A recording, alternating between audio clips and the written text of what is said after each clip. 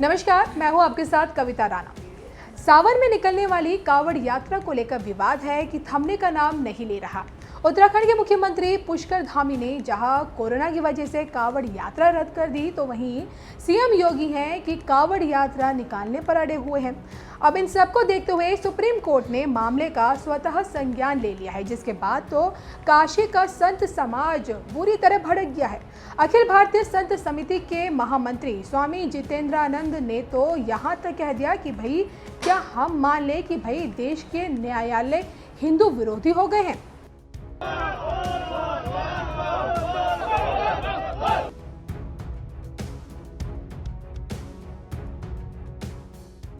दरअसल कावड़ यात्रा मामले का स्वतः संज्ञान लेने के बाद सुप्रीम कोर्ट में शुक्रवार को ही इस मुद्दे पर सुनवाई भी हुई, जहां मोदी सरकार ने साफ तौर पर कह दिया कि भाई कावड़ यात्रा की इजाजत नहीं दी जा सकती। जबकि योगी सरकार ने मंगलवार को जिलों के अधिकारियों के साथ हुई वर्चुअल बैठक में कावड़ यात्रा निकालने की अनुमति देते हुए अधिकारियों को निर्देश दिए कि भाई इस दौरान कोरोना प्रोटोकॉल का भी पालन किया जाए। यानी योगी सरकार ने तो कावड़ यात्रा निकालने की छूट दे दी है, लेकिन जिस तरह से सुप्रीम कोर्ट ने कावड़ यात्रा का स्वतः संज्ञान लिया है, उससे बाबा विश्वनाथ की नगरी काशी के संत समाज बुरी तरह भड़क गए हैं। अखिल भारतीय संत समिति की ओर से नाराजगी जाहिर करते हुए कहा गया है कि भाई आखिर क्यों सिर्फ हिंदू तीज त्योहारों पर ही उच्च और उच्चतम न्यायालय स्वतः संज्ञान लेता है। संत समिति के महामंत्री स्वामी जितेंद्रानंद ने तो ये भी कहा कि आखिर हम ये क्यों ना समझे कि भाई भारत के न्यायालय स्वभाव से हिंदू विरोधी है। हिंदुओं के विरोध में शनि शिंगणापुर से लेकर केरल के पद्मनाभ मंदिर और अयप्पा स्वामी तक के सारे निर्णय आपके दुर्भावना से प्रेरित रहे हैं।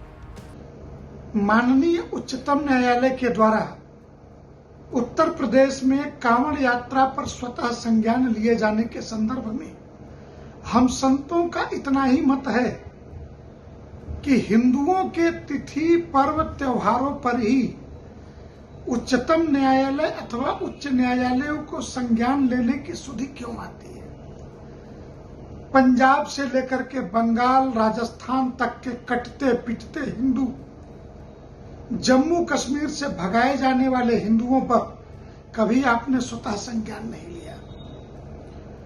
दिल्ली के शाहीन बाग से लेकर के दिल्ली सीमा पर चलने वाले किसान आंदोलन पर स्वतः संज्ञान तो छोड़िए, निर्णय देने में भी आप आनाकानी करते हुए नजर आए। बार बार हिंदू समाज के विषयों पर स्वतः संज्ञान लेने से क्या हम यह न समझें कि भारत की न्यायालय स्वभावतः हिंदू विरोधी हैं।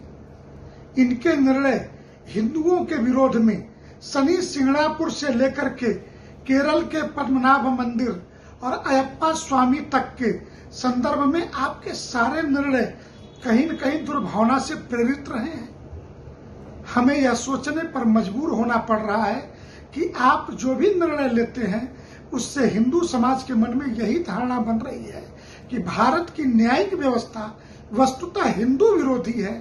मैं माननीय उच्चतम और उच्च न्यायालय के मुख्य न्यायाधीशों से आग्रह करता हूं कि आप एक बार विचार करें और समाज के अंदर इस बनती अवधारणा को तोड़ने की दिशा में भी कुछ कदम उठने चाहिए।